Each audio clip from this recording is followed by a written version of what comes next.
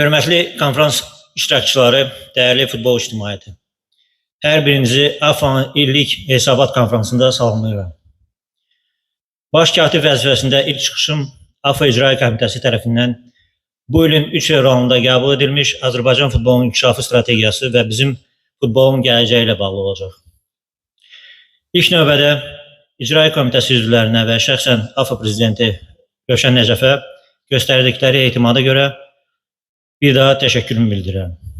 Bu vəzifənin nə qədər məsuliyyətli və vacib olduğunu dərk edirəm və öz tərəfimdən Azərbaycan futbolunun inkişafı və daha yüksək yerlərə gəlməsi üçün tam gücümlə çalışacağımı söz verirəm. Bu bir həqiqətdir ki, Azərbaycan futbolunun hazırki durumu ürəkaçan deyil.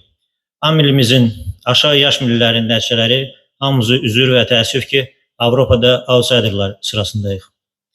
Bunu hamımız qəbul edib, bu durumdan düzgün nəticə çıxarıb, futbolumuzu bu uzun müddətli uğursuzluqdan çıxarmaq yolunu tapmalıydıq. Biz AFFA rəhbərliyi inanırıq ki, qəbul etdiyimiz strategiya Azərbaycan futbolu layiq olduğu yerlərə, yüksəklərə çıxaracaq. Əminəm ki, bu zalda əyləşən hər kəs 2 ay əvvəl qəbul edilən strategiya ilə artıq tanışdır. Mən oradakı tezisləri, müddəaları səsləndirməklə dəyərli vaxtınızı hərcəmək istəmirəm. İnkişaf strategiyasında yazılan bir çox maddələr, bəzi təəssüf ki, tənqidçilər tərəfindən gerçəkçi real görsənməsə də, biz yalnız onlara həyata keçirməklə uğurlu ola biləcəyimizə inanırıq. Bunun üçün ilk növbədə biz inkişaf strategiyasını action plana, yəni fəaliyyət planına çevirməliyik. Düzgün plan işin yarısıdır deyirlər.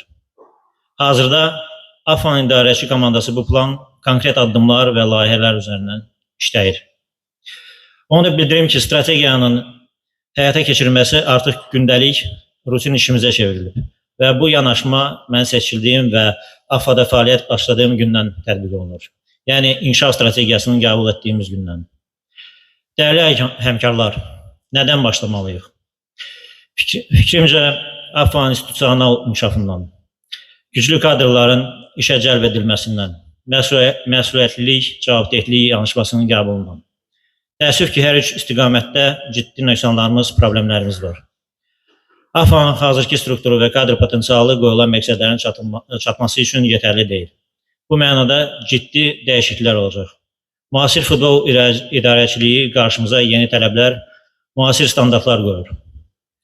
Hədəflərə çatma və işə, nəticəyə cavabdehlik standartları, fəaliyyət və maliyyə effektivliyi standartları, yalnız bu standartların uğurlu tətbiqi